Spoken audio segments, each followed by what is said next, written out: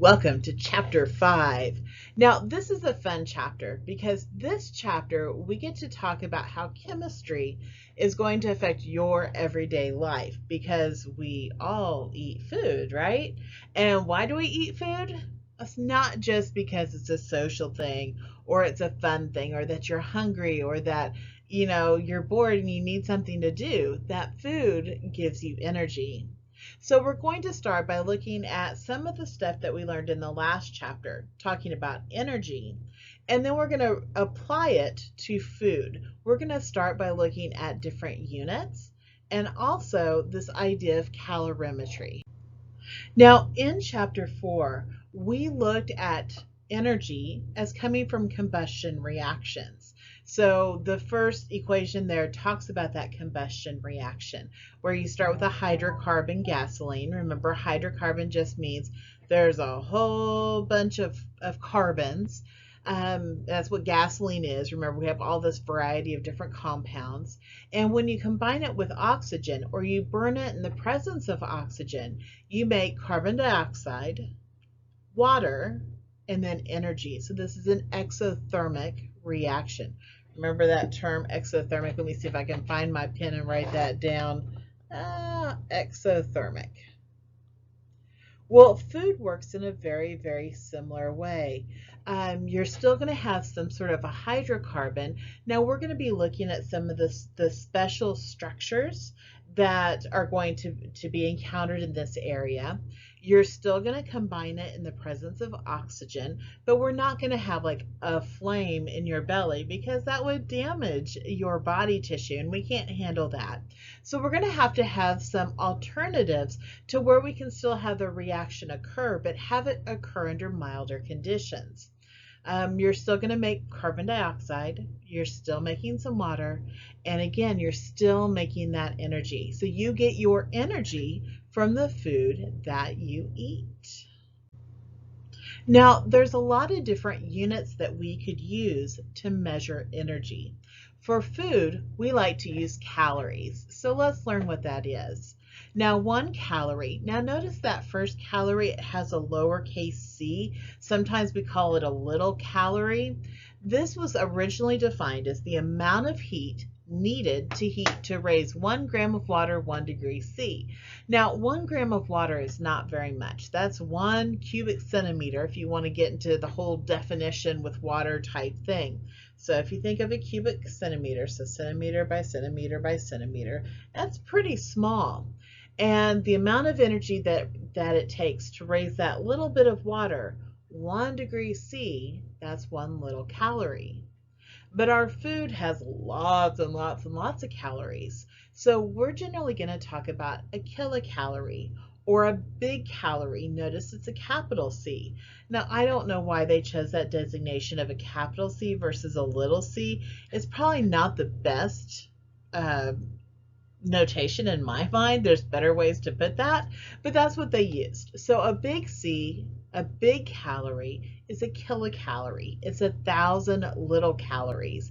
It's the amount of heat needed to raise 1 kilogram of water 1 degree C. So this is also your nutritional calories. So when you look at your nutritional label on the back of your food, you'll notice that it's always a capital C. Now, I'll try to make it really obvious when I'm asking questions if it's a little c or a big C. Just be aware of it and that sometimes people will get that part confused. So big C, big calorie, is a kilocalorie. It's 1,000 little calories. Now, of course, calories aren't your only type of unit for measuring energy. We also have joules. Joules were actually named for James Prescott Joule. He is a scientist that was dealing with looking at equivalence of work and energy. So he did a lot of the background with that. Now, 1 joule, 1 J, is equal to 0.24 calories. Now, we said that calories were small, but a joule is actually less than a calorie. It takes 4 joules to equal 1 calorie, and that's a little c. So joules are actually really, really tiny. Now we can also look at the rate at which energy is going to be used. And so that's power.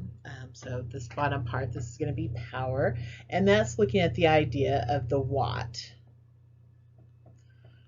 So we can talk about how fast energy is going to be used up.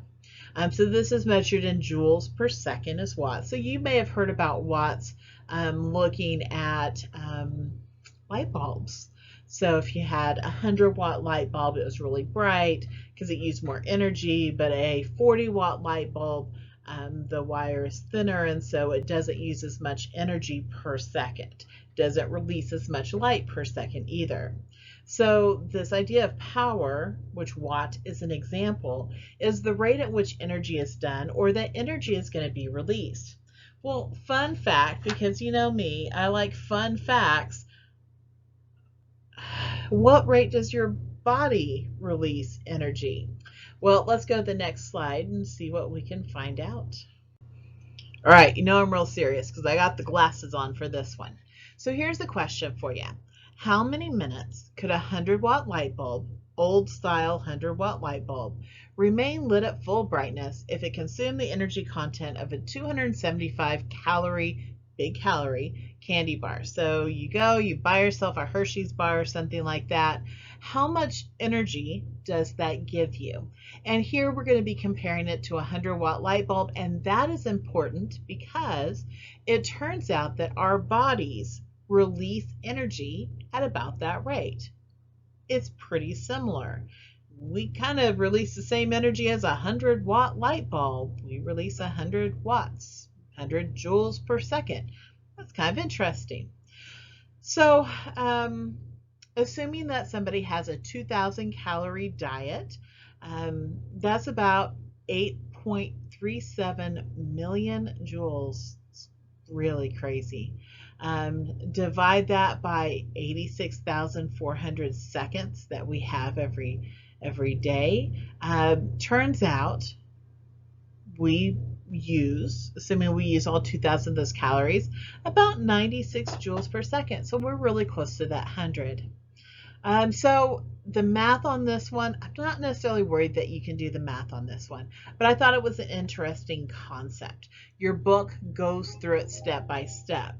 It turns out if you eat that 275 calorie candy bar, you would have energy, or the energy equivalent for that light bulb, of 192 minutes, so just over 3 hours.